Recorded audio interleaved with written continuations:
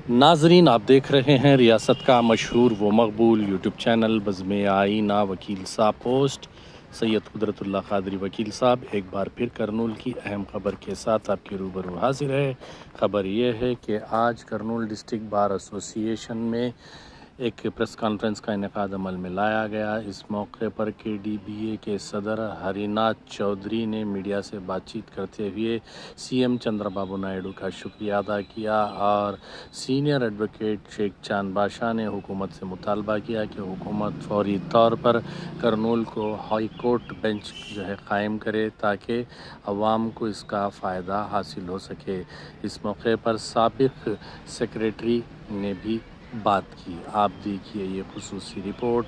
सैयद कुदरतुल्लाह क़ादरी वकील साहब को दीजिए इजाज़त। अगर आप हमारे चैनल को अब तक सब्सक्राइब नहीं किए हैं तो ज़रूर सब्सक्राइब करें, लाइक करें, शेयर करें, कमेंट करें, बेल बटन दबाना ना भूलें ताकि लेटेस्ट वीडियोस आप तक बआसानी से दस्तयाब हो सके। అందరికీ నమస్కారం। నా పేరు పోలూరు హరినాథ్ చౌదరి, జిల్లా న్యాయవాదుల సంఘ అధ్యక్షుడు, కర్నూలు జిల్లా న్యాయవాదుల సంఘ అధ్యక్షుడు। ఈరోజు నిన్నటి దినము ఆంధ్రప్రదేశ్ ప్రభుత్వం వారు మన న్యాయవాదుల సంక్షేమ నిధికి 92 లక్షలు ఇవ్వడం జరిగింది। గతంలో ఏ ప్రభుత్వం కూడా ఈ విధంగా ఇవ్వడం జరగలేదు।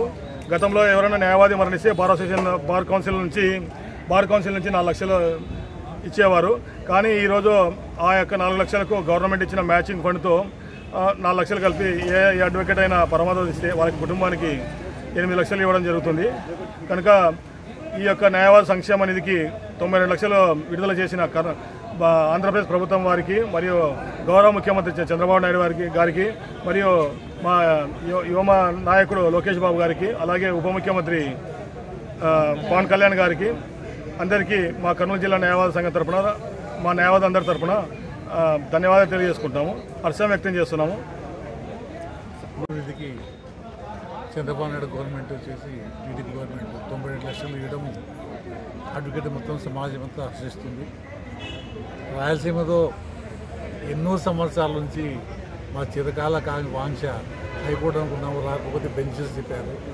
చంద్రబాబు నాయుడు గతంలో సీఎం ఉన్నప్పుడు కూడా నాకు స్వతహాగా ప్రామిస్ చేశాడు, ఆయన ఇస్తానని చెప్పేసి నేను ప్రజలు ఉన్నప్పుడు దయచేసి ఇప్పటికన్నా ఆ విధంగా కనికరించి ఆ బెంచ్ను తొందరగా కర్నూలులో ఎస్టాబ్లిష్ చేయాలని పదే కోరుకుంటున్నాను।